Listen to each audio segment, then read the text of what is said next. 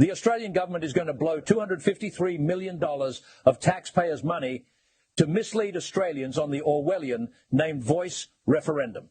It's a political stunt which seeks to cleave and split Australia with the ultimate divide and conquer manoeuvre. Politicians and government never ever give anything away unless it adds to their power, prestige, or the interests of their donors or corporate or ideological lobbyists who wish to mould Australia in their own image, values or vision. Nothing is free, ever. Always look for the catch. The Albanese Voice bright idea should be called the Trojan Voice for what it proposes to do. In short, it puts Australia's land and resources into conservatorship, just like Britney Spears' father did with his daughter's affairs. Britney lost all decision-making over her financial and contractual affairs. She lost her children and then her career. It was said to be for her own good because she couldn't be trusted to govern her own affairs. Now imagine that happening to a whole nation.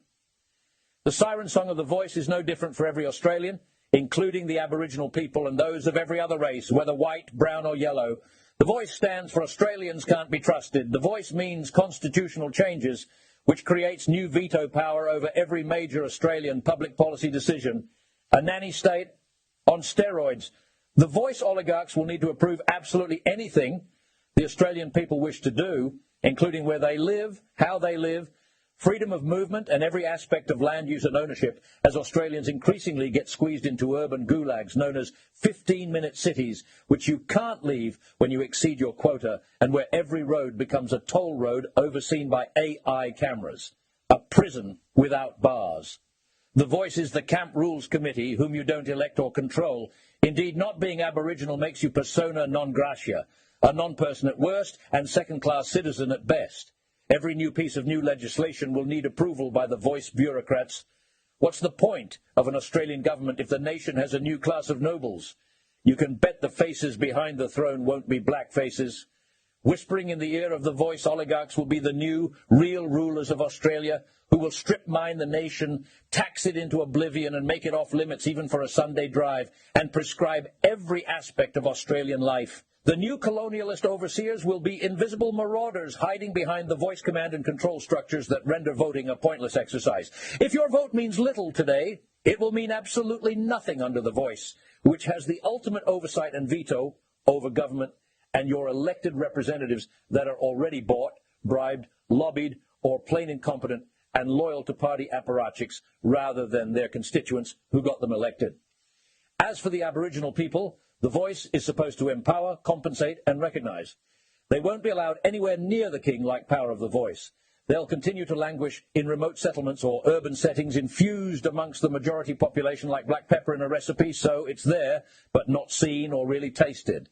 They'll be invisible and inert. For God forbid they might think they actually have power over the rest of Australia. Aboriginals will get nothing from the Voice except more government largesse for white administrators and white crypto-Aboriginals working for corporations looting Australia, using the immense power of the Voice. With it, corporate marauders will exercise immense power and control from the shadows without having to deal with former messy public accountability, regulations and oversight. Australians will come to resent the Voice as a New Zealand-like Treaty of Waitangi on steroids, creating division and a new privileged class. Ask the New Zealand Maori what their treaty got them. Nothing. The Voice is a treaty by another name.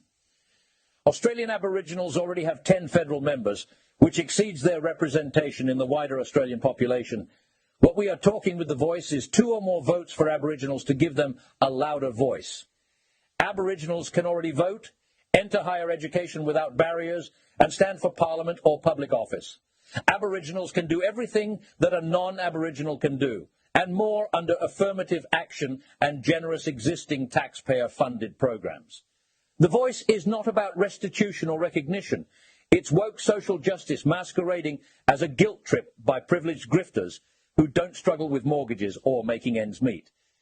The Australian Constitution addressed the full integration of Aboriginals with the 1967 referendum that removed the last barrier to recognise Aboriginals as Australians instead of therein before, when they were considered part of the nation's flora and fauna. Politicians can't be trusted, seizing more power under the guise of hand-wringing guilt redemption.